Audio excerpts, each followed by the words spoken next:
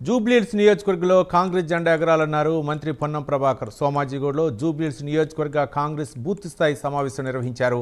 ఈ సమావేశానికి AIC incharge Meenakshi Natarajan, PCC chief Mahesh Kumar Goud, మంత్రులు పొన్నం ప్రభాకర్, తుమ్మల నాగేశ్వరరావు తదితరులు హాజరయ్యారు.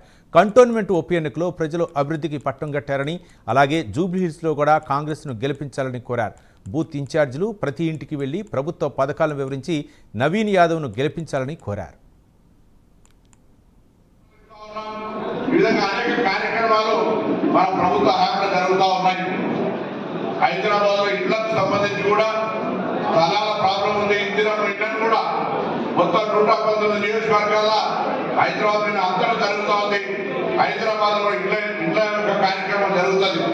నేను మీ అందరూ కోరే కోరుతాను. నవీన్ యాదవ్ యువకుడు, పార్టీ మొత్తంగా మీరు ప్రతి వార్డుకి వెళ్ళి కాంగ్రెస్ పార్టీ తరఫున అభివృద్ధి జరుగుతుంది. మొన్న కంటోన్మెంట్ ఉప ఎన్నికల్లో కాంగ్రెస్ పార్టీ గెలిచింది.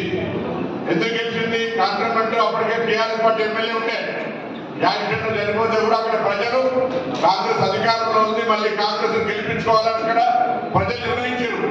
ఇక్కడ కూడా మనం ఉప ఎన్నిక కోరుకోలేదు.